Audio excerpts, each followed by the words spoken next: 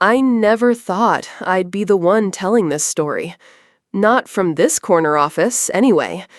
3 years ago, I was sitting at my parents' mahogany dining table in our Newton, Massachusetts home, watching my twin sister Olivia unwrap the keys to her Nantucket beach house, a graduation gift worth nearly $2 million. Meanwhile, I got a Starbucks gift card, $50. I can still hear the silence that fell over the room when I opened that envelope. But that moment, it wasn't the humiliation that changed everything. It was what happened next.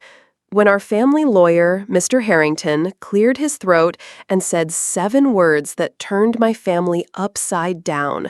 There's something else you should all know. If you've ever felt invisible in your own family or wondered what it would take to finally be seen, stick around. My name is Emma Winters, and this is how I lost my family's approval and found something much more valuable. Like this video if you've ever had to stand up for yourself when no one else would, and subscribe to hear more stories about finding your power in powerless situations. Let me take you back to where it all began. Growing up in Newton, Massachusetts, my family was what you'd call old money New England. The Winters name meant something in Boston social circles. My father, Richard Winters III, was a successful corporate attorney whose family fortune dated back to shipping and railroad investments. My mother, Elizabeth, came from banking royalty and spent her days organizing charity galas and judging everyone's contribution to society, especially her daughters. Then there was my twin sister, Olivia, fraternal, not identical, thank God, a distinction my parents never let me forget. Olivia was their golden child, class president, lacrosse team captain, Harvard-bound since birth. She had our mother's perfect posture and our father's strategic mind.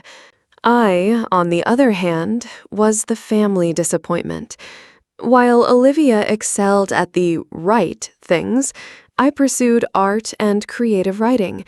I wasn't rebellious, just different. And in the Winters household, different was unacceptable. I remember my sweet 16 when my parents threw us a joint party at the Boston Harbor Hotel. They invited everyone who mattered in their social circle. During the toasts, my father spent 10 minutes praising Olivia's accomplishments, then gestured vaguely to me and said, "And Emma, well, she tries her best." The room filled with that particular kind of sympathetic laughter that cuts deeper than outright mockery. I excused myself to the bathroom and cried until my eyes were puffy. When I returned, my mother whispered that I should have fixed my makeup. Appearances matter. Our grandfather, Samuel Winters, was the only one who saw me. He was an architect who appreciated creativity and would secretly encourage my writing. "Your sister might run the world someday," he'd tell me, "but you'll understand it in ways she never will." When he died during our sophomore year of college, I lost my only ally. What I didn't know then was that he'd left something behind that would change everything. By senior year, Olivia was already fielding job offers from top consulting firms in Boston, while I was applying to MFA programs, much to my parents' dismay. "Writing isn't a career, Emma," my father would say. "It's a hobby for people who can afford one." The irony that his wealth could absolutely afford me such a hobby was apparently lost on him. Then came graduation day from Tufts University, magna cum laude for both of us, though in very different fields. My parents announced they had special gifts to celebrate our accomplishments. The gift-giving would happen at a family dinner the following weekend, which my mother turned into an elaborate affair. She invited extended family, close friends, and even a few of my father's business associates.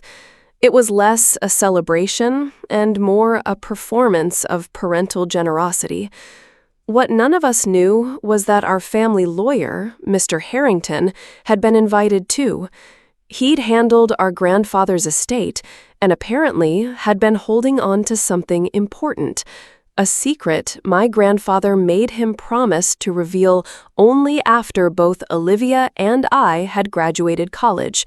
Something about an inheritance, family history, and a truth my parents had been hiding for decades.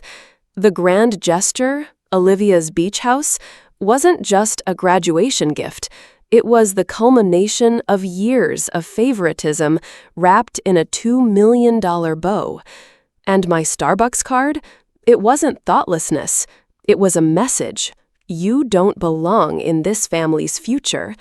What they didn't realize was that the future had other plans my grandfather had set in motion years before, plans that would be revealed the moment Mr. Harrington cleared his throat. The dinner was set for Saturday evening at my parents' home, a colonial revival that had been featured in Architectural Digest for its tasteful preservation of New England heritage. My mother had gone all out. Crystal glassware, the silver that only emerged for special occasions, and arrangements from Winston flowers cascading down the center of the table. The house smelled of rosemary and pretension. I arrived early, hoping to center myself before the inevitable comparisons began. My father was in his study on a call he claimed was urgent. My mother was directing the catering staff with military precision, barely acknowledging my arrival with a distracted, "Emma, darling, could you please not stand there?" Olivia arrived fashionably late, boyfriend in tow, Bradley Cabot IV, whose family summered in the same Cape Cod circles as ours. They made the perfect power couple. Her in their tailored Burberry dress, him in Brooks Brothers, both discussing their upcoming Hamptons weekend. Guests trickled in, Aunt Patricia and Uncle James, my cousins, my father's partners from the firm, and a few family friends who'd watched us grow up from behind champagne flutes at country club events. Everyone congratulated Olivia on her job offer from McKinsey. When they turned to me, the conversation inevitably stalled after, "So, writing, huh? How creative." Mr. Harrington arrived last, clutching a weathered leather briefcase that seemed out of place among the evening's polished veneer. He nodded to my father with unusual solemnity, and I noticed my mother's smile tighten just a fraction, the way it did when something threatened to disrupt her carefully curated world. Dinner proceeded like a choreographed dance of passive aggression. My mother recounted stories of Olivia's academic triumphs, while I pushed asparagus around my plate. "Remember when Olivia was named valedictorian?" she said. "The principal called me personally to say he'd never seen such a promising young woman." "Mom," I interjected, "I was actually named outstanding graduate in the English department." "Yes, dear, very nice," she cut me off. "Now, about the Mediterranean cruise we're planning for Olivia before she starts at McKinsey." My father raised his glass. "A toast to our daughters, one who will carry on the winter's legacy of excellence, and one who," he paused, searching for something complimentary, "has found her own path." The tension thickened when conversation turned to the special gifts they'd promised. My mother, ever the dramatist, insisted we open them before dessert. "Ladies first," my father said, winking at Olivia, his standard joke about her being born 3 minutes before me. Reflective reading was small but weighty, a custom wooden box with the coordinates of a Nantucket property engraved on top. Inside were keys and property deed papers. As she realized what she was holding, her perfect composure cracked into genuine surprise. "You've always loved our summers on the island," my mother explained, "so we thought you should have a place of your own. It's that shingled 4-bedroom near Cisco Beach, the one with the wraparound porch you admired last July." The table erupted in appreciative gasps and congratulations. Bradley squeezed Olivia's shoulder, already mentally redecorating, I imagined. I felt a familiar tightness in my chest. Not just jealousy, but the dull ache of confirmation. This was what I was worth to them. My father slid a small envelope across the table toward me. "And for our Emma," he said, his voice noticeably less enthusiastic. I opened it slowly, already knowing it wouldn't compare, but unprepared for just how stark the difference would be. Inside was a Starbucks gift card, $50. The accompanying note read, "For fuel during your writing sessions. Follow your dreams, but remember practical careers pay the bills. Love, Mom and Dad." The silence that followed was excruciating. My cousin Charlotte choked on her wine. Uncle James suddenly found his napkin fascinating. Olivia had the decency to look uncomfortable. "Well," I said, trying to keep my voice steady, "I guess my dreams are worth about 25 lattes. My mother's face hardened. "Emma, don't be dramatic. Not everyone gets a beach house. The real world doesn't reward hobbies." That's when Mr. Harrington cleared his throat. The sound cut through the tension like a scalpel. "Actually," he said, standing slowly, opening his briefcase, "there's something else. Something Samuel asked me to share once both girls had graduated." He pulled out a thick manila envelope, yellowed with age. "Your grandfather left specific instructions about this moment." My father's face drained of color. "James, this isn't the time." "It's exactly the time, Richard," Mr. Harrington replied firmly. "Samuel was very clear about the timing and about the conditions of his real estate holdings on Beacon Hill. The Beacon Hill property, my grandfather's most valuable asset, a historic townhouse worth at least $15 million in today's market. The property my parents had assumed would pass to them upon his death, but which had mysteriously been held in trust with terms none of us fully understood." "What conditions?" my mother demanded, her perfect hostess mask slipping. Mr. Harrington looked directly at me for the first time that evening. "Perhaps Emma should open this first," he said, handing me the envelope. "Samuel wanted you to be the one to read it aloud." All eyes turned to me as I broke the seal, my hands trembling slightly. Inside was a letter in my grandfather's distinctive handwriting, along with what appeared to be DNA test results and legal documents dating back over 20 years. The first line of the letter stopped my heart. "My dearest Emma, my only biological grandchild." The room froze as the words left my mouth. "My dearest Emma, my only biological grandchild." I looked up, meeting my father's eyes, which had gone wide with panic. My mother was gripping her wineglass so tightly I thought it might shatter. Olivia's perfect complexion had gone ghostly pale. "Keep reading," Mr. Harrington urged gently. I swallowed hard and continued. "The truth your parents have hidden from you both is that Olivia is not biologically a Winters. During fertility treatments before your birth, there was an error at the clinic, a mix-up of genetic material.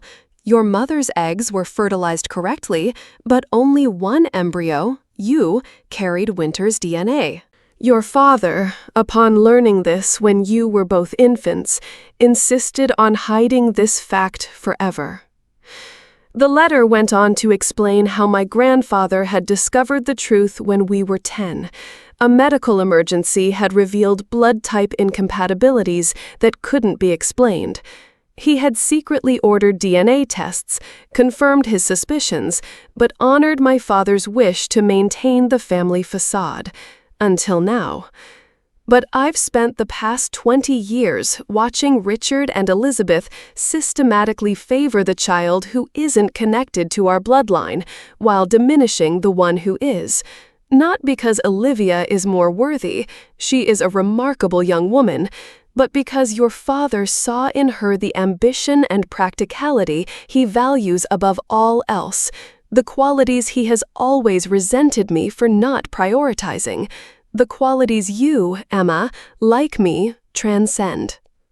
I paused, my voice trembling. The silence in the room was absolute. Even the caterers had stopped moving in the kitchen. The Beacon Hill property passes to you, Emma, effective immediately, along with my controlling interest in Winter's holdings. The board has been notified. The additional documents will explain everything. This isn't about bloodlines. It's about justice. It's about recognizing the daughter who has been invisible. You, my darling girl, with your writer's heart and architect's eye for truth, are the true heir to not just my fortune, but my values. The letter ended with a postscript. And Richard, if you're hearing this read aloud, it means you've continued your pattern of favoritism until the very end. The beach house is a particularly telling touch. Consider this my final architectural project, the redesign of our family's future. I looked up from the letter, tears streaming down my face, not from sadness, but from a profound sense of validation I'd never experienced before. My father exploded. "This is preposterous!" James, you had no right. I had every legal obligation, Mr. Harrington replied calmly. The DNA tests are conclusive, the paperwork is in order, and Samuel's wishes are legally binding. My mother turned to Olivia, who sat frozen in shock. Darling, this changes nothing. You're still our daughter. Does it change nothing? I asked, my voice finding a strength I didn't know I possessed, because it seems to explain everything. Why you've spent our entire lives treating us differently, why nothing I did was ever good enough. It wasn't about my choices or my talents, it was about reminding yourselves every day who really belonged in this family. Olivia finally spoke, her voice small. Did you know all this time? My mother reached for her hand. We were protecting you. By giving me everything and Emma nothing? Olivia pulled her hand away. That wasn't protection. That was cruelty. Uncle James let out a low whistle. Jesus, Richard, your own daughter. My father's face had turned an alarming shade of red. This dinner is over. James, we'll contest this. You won't win, Mr. Harrington interjected. Samuel made sure of that. I stood up, gathering the documents. The most ironic part is that you've spent years molding Olivia to be the perfect Winter's heir, driven, practical, status-conscious, while treating me like an interloper. But biologically, I'm the only one carrying forward the bloodline you're so obsessed with preserving. Blood isn't everything, my mother snapped. Finally, something we agree on, I replied. But respect should be. Basic human decency should be. $50, Mom. A $50 gift card next to a $2 million beach house.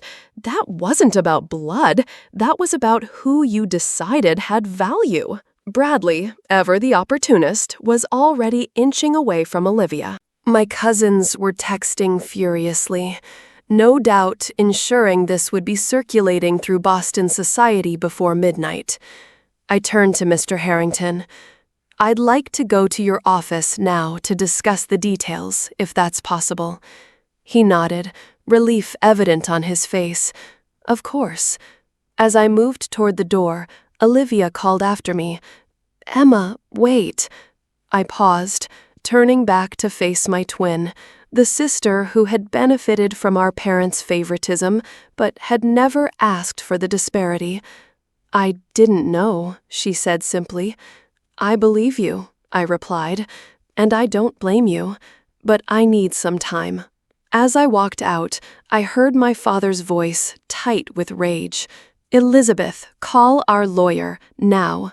The last thing I saw before closing the door was my mother's face, not angry, but afraid. For the first time in my life, I was a force she couldn't control. The weeks that followed were chaos. Boston's elite social circles buzzed with the scandal, the prestigious Winters family torn apart by decades of deception.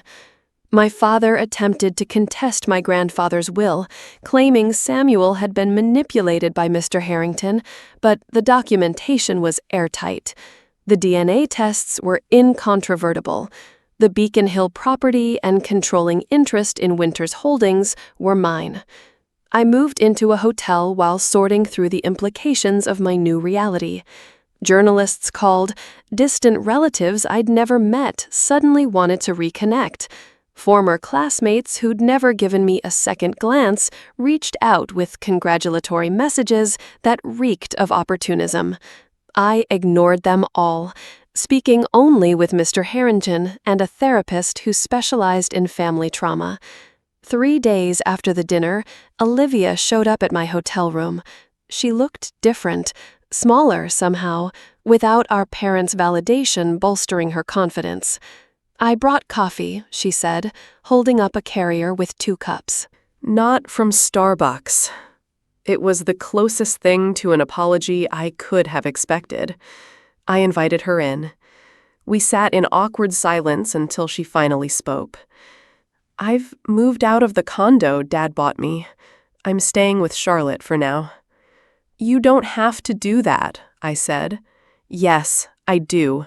Her voice was firm. "I've been thinking about every advantage I've had, every door that opened for me while slamming shut for you. The Winters name got me my internships, my job offers. Dad's connections paved my way, and I never questioned it. It wasn't your fault. Maybe not, but my silence made me complicit." She took a deep breath. "I've declined the beach house and the McKinsey job." I stared at her in disbelief. McKinsey had been her dream since freshman year. "I need to figure out who I am without their blueprint," she explained. "Without the Winters DNA, apparently." She attempted a smile that didn't reach her eyes. "Olivia, you're still a Winters. DNA doesn't change the past 22 years. Try telling Dad that." She looked down at her untouched coffee. "He can barely look at me now. It's like I'm a reminder of some cosmic joke played on him. Mom keeps saying nothing's changed, but everything has. I'm getting a glimpse of what your whole life has been like." That conversation was the first of many. To my surprise, Olivia became my strongest ally in navigating the aftermath. We discovered things about each other we'd never known. Her secret interest in environmental science, my collection of architectural sketches inspired by our grandfather. We weren't just twins connected by a birth date. We were 2 women unpacking a lifetime of conditioning, together. Meanwhile, the family lawyer revealed more details about my grandfather's estate. Beyond the property and company shares, he'd left journals documenting his suspicions and his struggle with keeping the secret. "I hoped Richard would overcome his prejudice," he wrote in one entry, "that he would see Emma's creative spirit as an asset, not a liability. But with each passing year, the divide grows. Elizabeth enables it. Sometimes I wonder if they would behave differently if they knew the truth." My father attempted reconciliation exactly once, showing up at the Beacon Hill property while I was meeting with contractors about renovations. He offered a compromise. We would share control of Winters Holdings, present a united front to the board, maintain the family's standing in the community. "And what about the past 22 years?" I asked. "The past is the past," he replied dismissively. "We need to think about the future of the Winters name." "You mean your future," I corrected him, "the future of your reputation." He didn't deny it. When I declined his offer, he left without saying goodbye. We haven't spoken since. My mother took a different approach. She began sending emails filled with family photos and memories, as if reminding me of happy times would erase the years of differential treatment. When that didn't work, she tried guilt. "This is destroying your father. Is that what your grandfather would have wanted?" I finally responded with a single question. "If you had known I was the biological Winters heir from the beginning, would you have treated us the same way?" She never answered.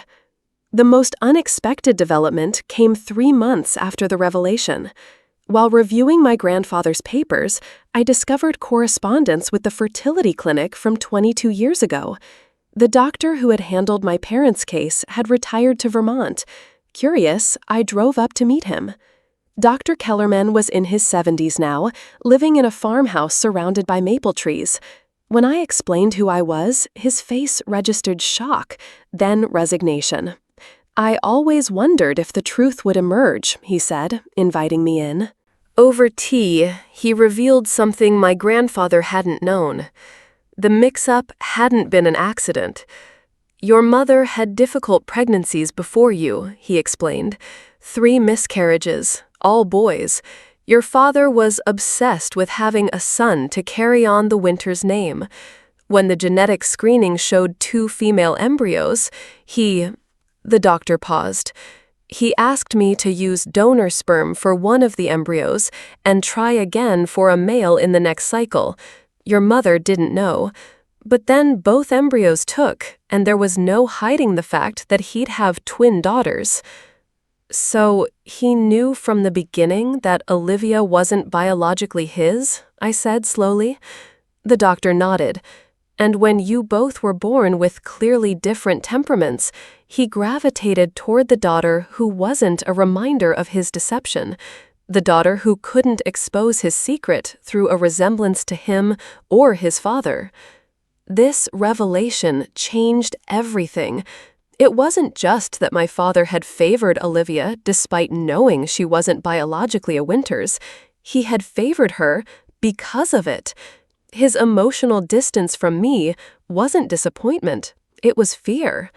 Every time he looked at me, he saw the daughter who might one day discover his lie. Armed with this knowledge, I made 2 decisions. First, I established a trust for Olivia, not a beach house, but enough for her to pursue her newfound interest in environmental science without financial pressure. Second, I transformed the Beacon Hill property into a residence for young artists and writers, naming it after my grandfather. As for the beach house, I sold it and used the proceeds to start a foundation supporting arts education in Massachusetts public schools. When the Boston Globe ran a story about the foundation, they requested a quote from my father. His response was tersely corporate. "The Winters family has always supported community initiatives." My mother, however, surprised me. At the foundation's launch event, which I hadn't expected her to attend, she approached me alone. "You're exactly like him, you know," she said quietly. "Samuel, the same determination, the same vision." It wasn't quite an apology, but it was an acknowledgement. For now, that was enough. Today, 3 years later, I run Winters Holdings with a focus on ethical investment and arts patronage, a direction that horrifies my father but would have delighted my grandfather.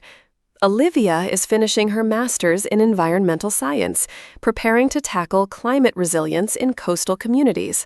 We have dinner once a month, sometimes laughing about how differently our lives turned out from our parents' carefully constructed plans. The $50 Starbucks card sits framed on my office wall, a reminder not of humiliation, but of transformation. Next to it hangs a note from my grandfather that I found among his papers. "To see clearly is poetry, prophecy, and religion all in one."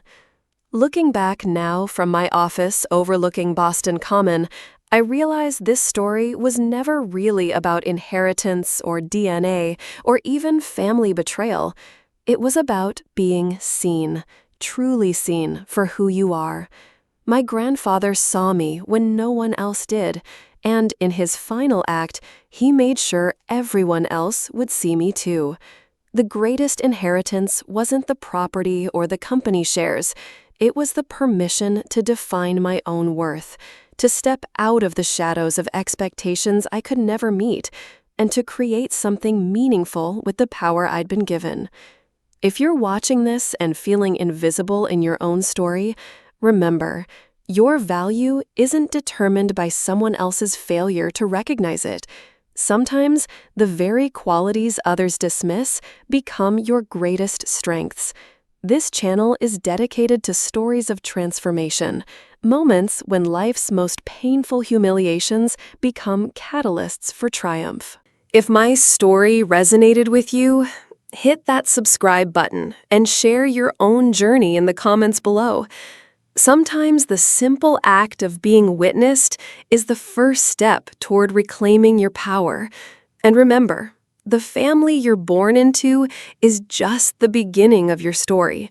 The family you choose and the person you choose to become, that's the legacy that truly matters.